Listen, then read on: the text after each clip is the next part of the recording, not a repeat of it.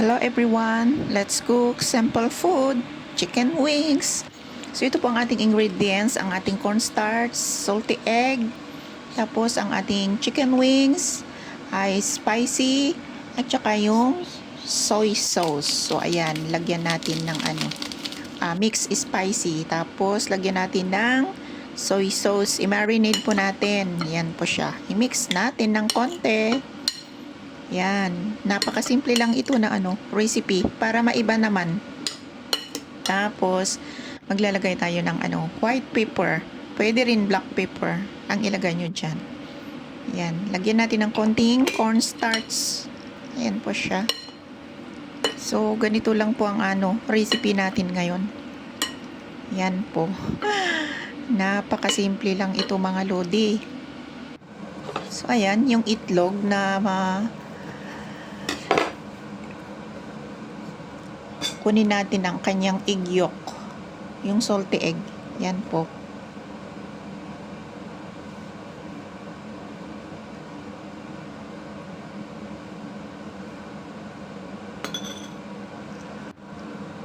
So ayan, pag nakuha na natin, i-mix lang natin siya.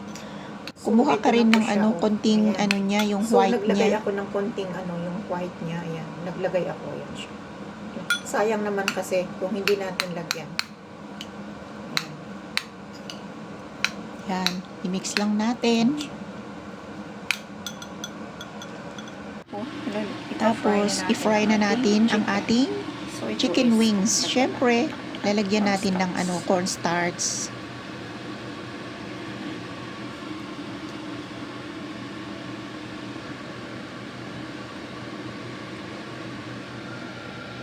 So, ayan, fry na natin ang chicken.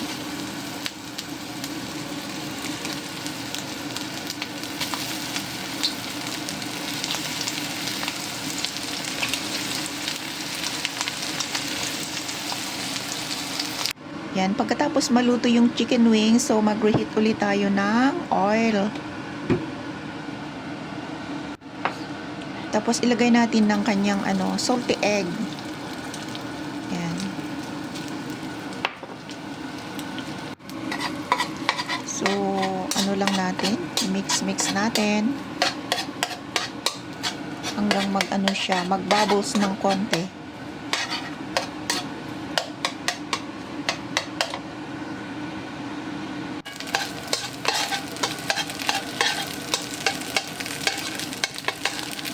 Ayan, okay na siya. Ilagay na natin ang naprito na chicken wings. So, ayan.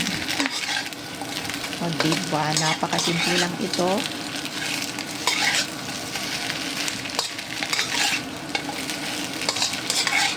Ganito lang ako magluto ng mga pagkain ng amo ko.